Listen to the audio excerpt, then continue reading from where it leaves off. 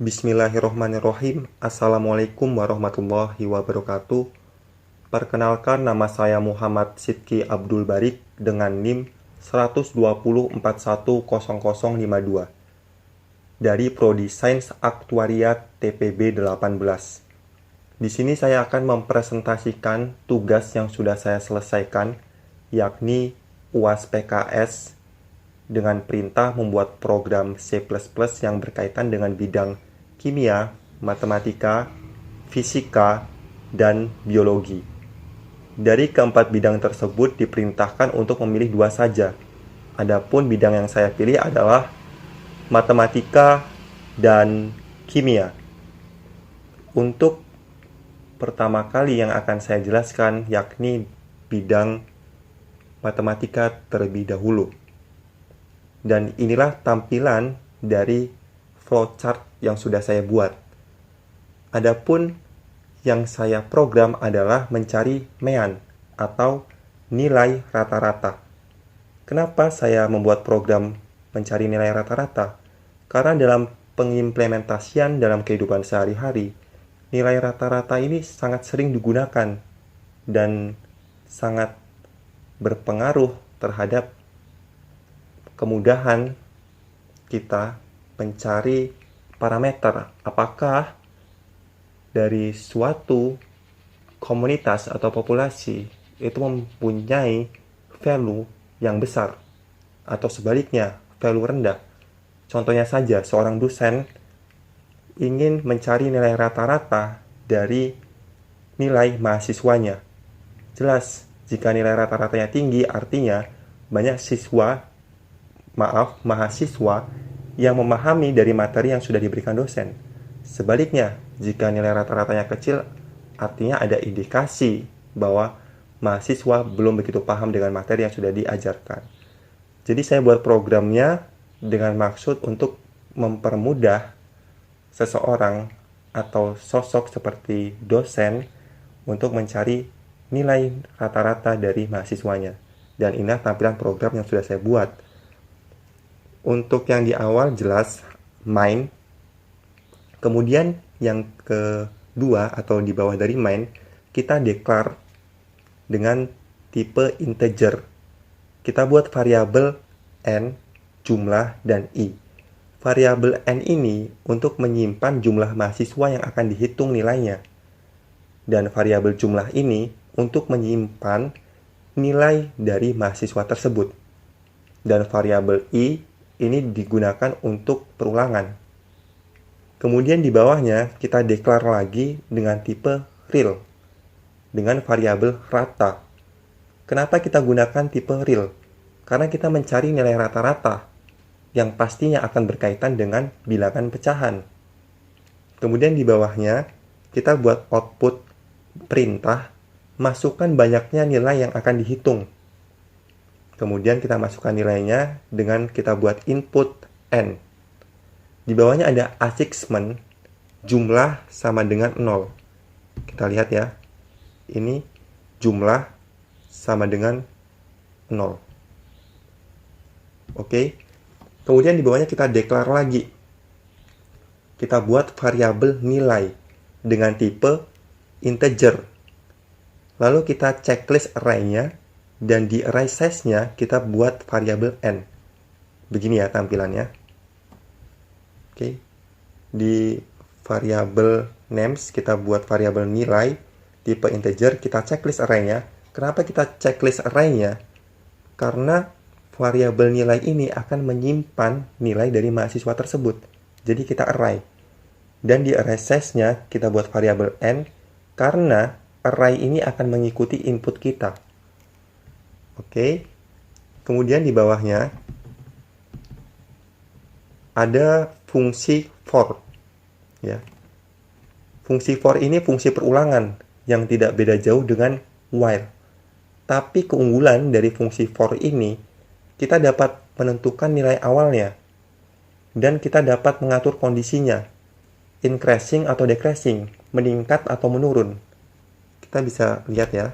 Nah, di sini kita buat variabel i, kemudian nilainya mulai dari 0 dan direction-nya kita buat increasing, meningkat. Nilai akhirnya N kurang dari 1 dan step by-nya kita buat 1. Kita oke. Kemudian selanjutnya kita buat output perintah masukkan nilai mahasiswa ke.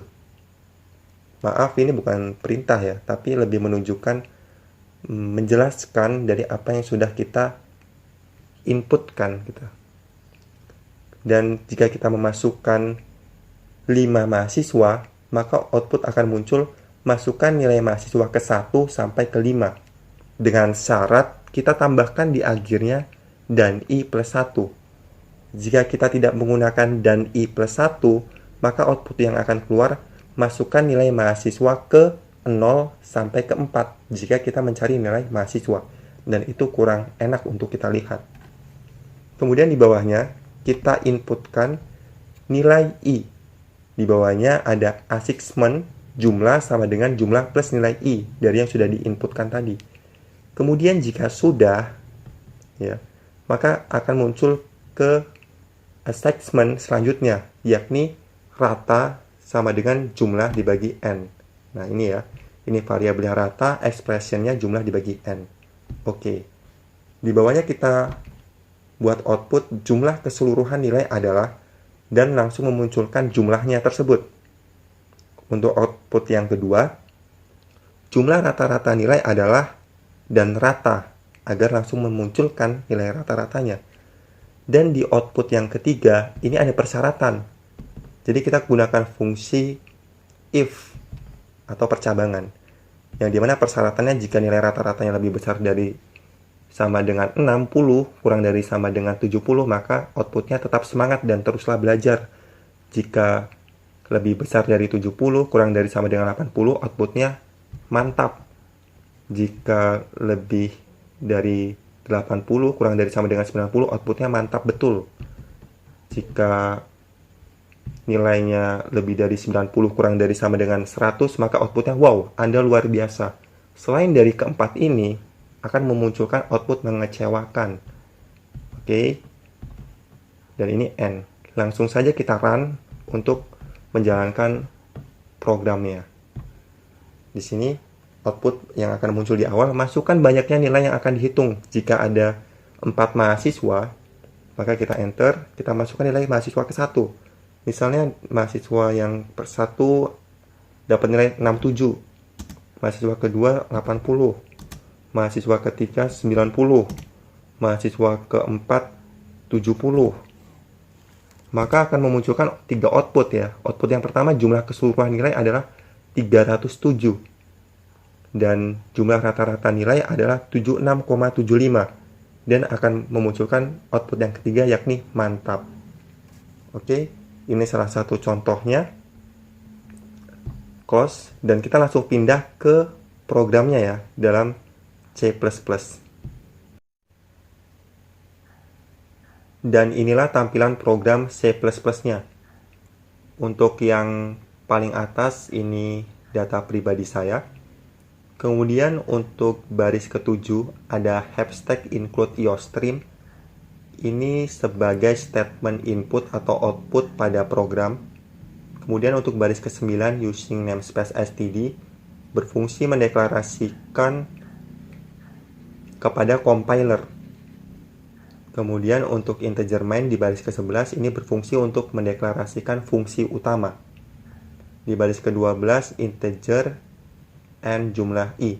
Kita buat 3 variabel, yang dimana variabel n menunjukkan jumlah dari mahasiswa, variabel jumlah untuk menyimpan nilai mahasiswa tersebut, dan variabel i untuk perulangannya. Kemudian di bawahnya kita gunakan fungsi double. Kenapa kita gunakan fungsi double? Karena fungsi double ini dapat mengelompokkan bilangan desimal atau bilangan pecahan, yang dimana sangat penting untuk mencari nilai rata-rata, yang dimana sangat erat hubungannya dengan bilangan pecahan. Kemudian di bawahnya ada output masukkan banyaknya nilai yang akan dihitung. Kemudian kita inputkan n-nya. Di bawahnya kita buat assessment jumlah sama dengan 0. Dan di baris ke-18 ini kita buat integer nilai n.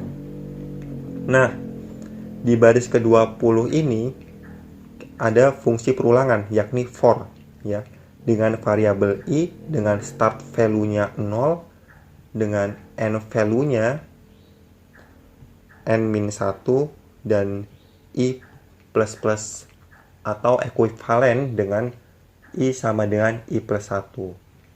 Di bawahnya ada output masukkan nilai mahasiswa ke, kita ini buat i tambah 1 agar dimulai dari angka 1. Jadi jika kita mencari nilai mahasiswa, mencari nilai rata-rata mahasiswa dari 5 mahasiswa, maka output yang akan muncul 1 sampai 5.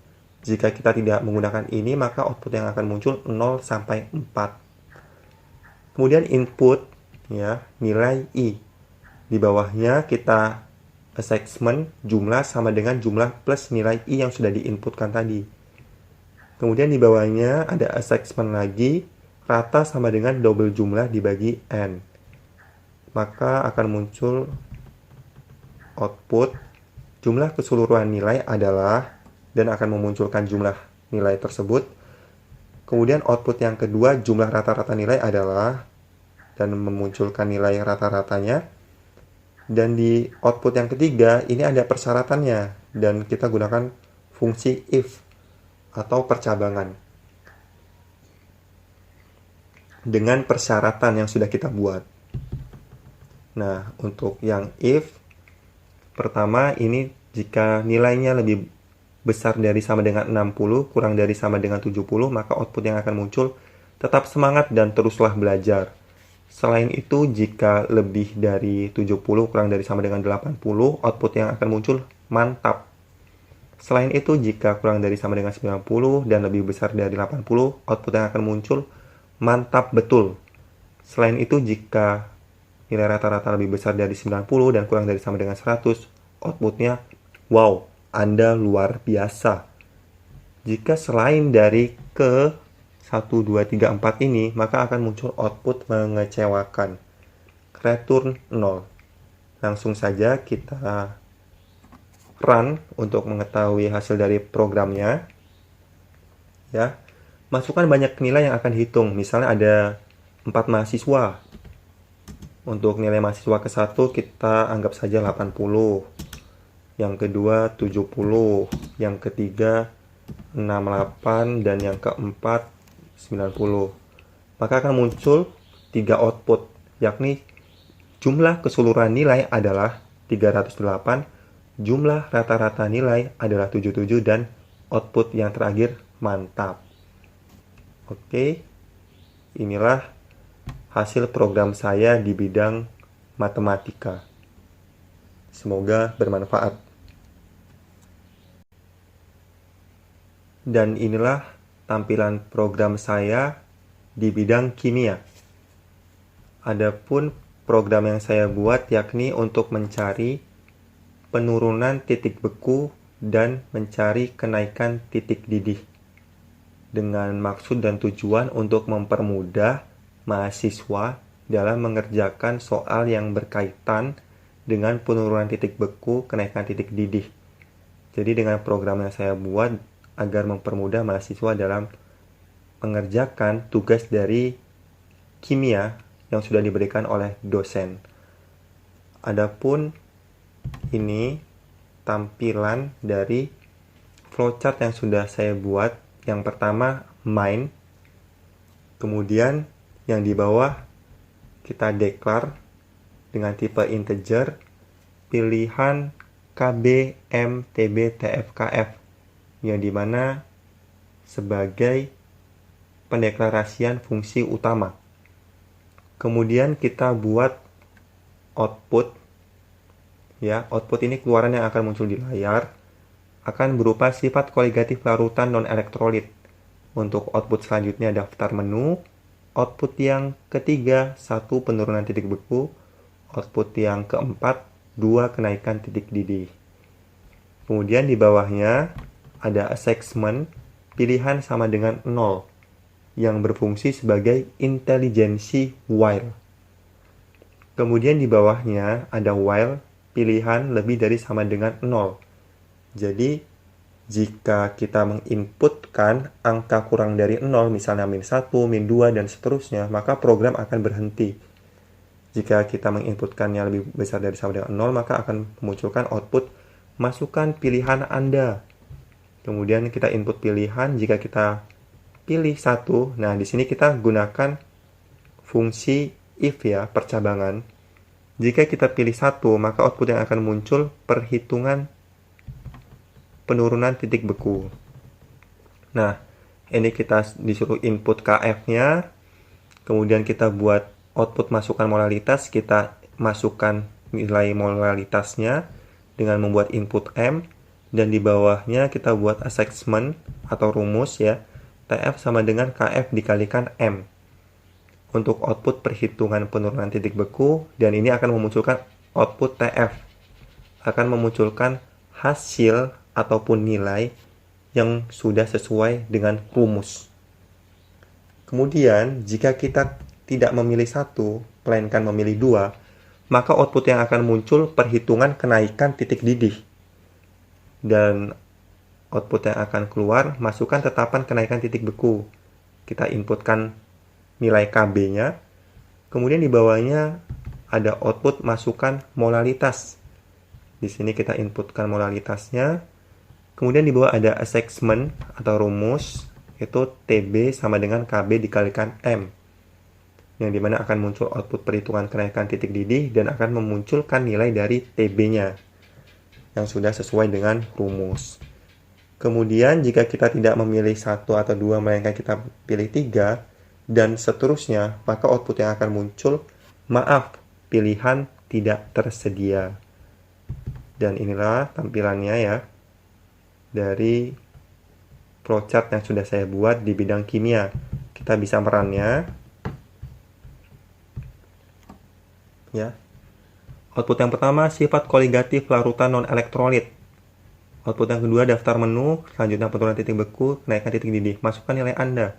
Maaf, masukkan pilihan Anda. Jika kita pilih 1, maka kita akan mengerjakan perhitungan penurunan titik beku. Kita masukkan nilai KB-nya, misalnya 6, molalitasnya ada 4, maka nilainya adalah 24 ya. Jadi nilai TF-nya adalah 24. Kemudian jika kita milih 2, maka kita akan mengerjakan perhitungan kenaikan titik didih. Kita masukkanlah TB-nya ya, titik bekunya, kenaikan titik bekunya. Ini misalnya ada 7, kemudian molalitasnya ada 9. Maka akan memunculkan TB-nya 63 ya. Maaf, iya benar ya. Akan memunculkan TB-nya. Nah, kita run lagi, seandainya kita pilih 3, maka maaf pilihan tidak tersedia, masukkan pilihan Anda. Jika kita masukkan 6, sama saja ya, karena lebih besar dari sama dengan 3, output yang akan muncul masukkan pilihan Anda. Dan maaf, pilihan tidak tersedia. Untuk yang masukkan pilihan Anda ini kenapa selalu muncul? Karena ya tadi itu persyaratannya kan lebih besar dari sama dengan 0. Jadi akan muncul terus berbarengan dengan maaf pilihan tidak tersedia jika lebih besar dari sama dengan 3.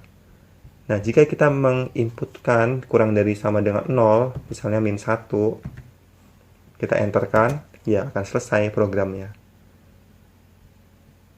Oke. Inilah tampilan flowchart yang sudah saya buat.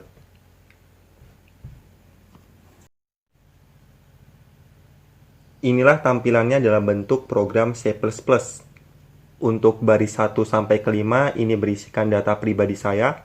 Untuk baris ke-7 ini ada hashtag include iostream sebagai statement input atau output pada program. Untuk baris ke-9 ini ada using namespace std.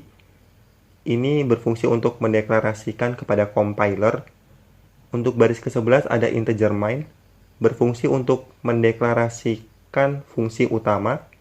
Di bawahnya ada integer pilihan, integer yang berfungsi untuk memasukkan rumus. Di sini ada KB, M, TB, TF, dan KF. Kemudian di bawahnya ada output sifat koligatif larutan non-elektrolit. Dan output yang kedua daftar menu, output yang ketiga 1 penurunan titik beku, dan output yang keempat 2 kenaikan titik didih. Untuk di bawahnya ada assessment, pilihan sama dengan 0.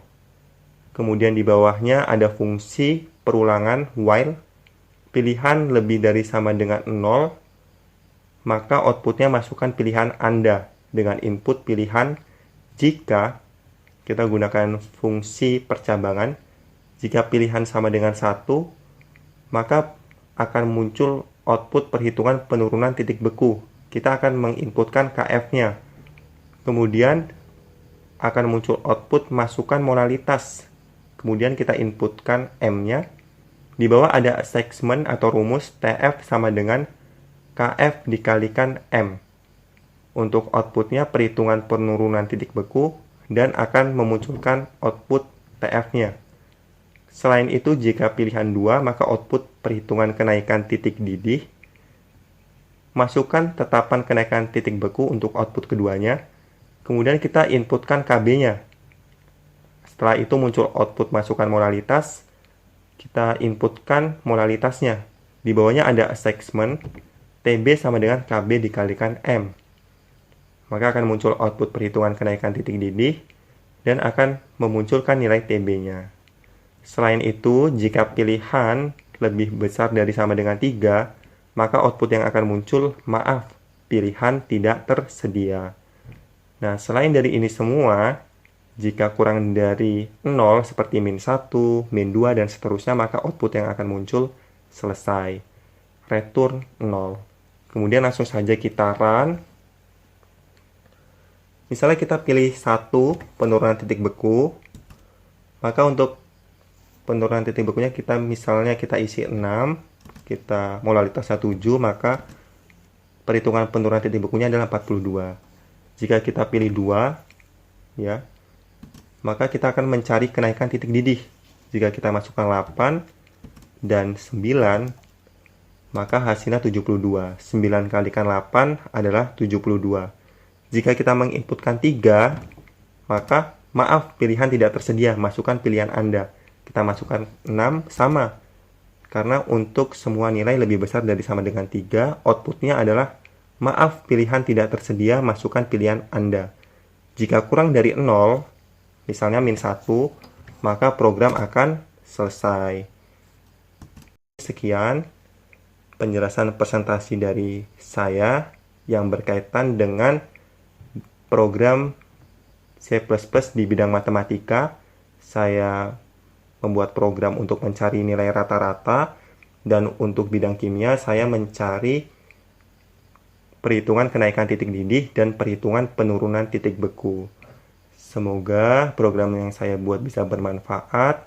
Atas penjelasannya yang kurang dimengerti atau tidak mudah untuk dipahami, saya mohon maaf kepada ibu atau kepada kakak sekalian, dan semua kelebihannya itu datangnya dari Allah. Akhirul kalam, wabillahi taufiq wal hidayah. Wassalamualaikum warahmatullahi wabarakatuh.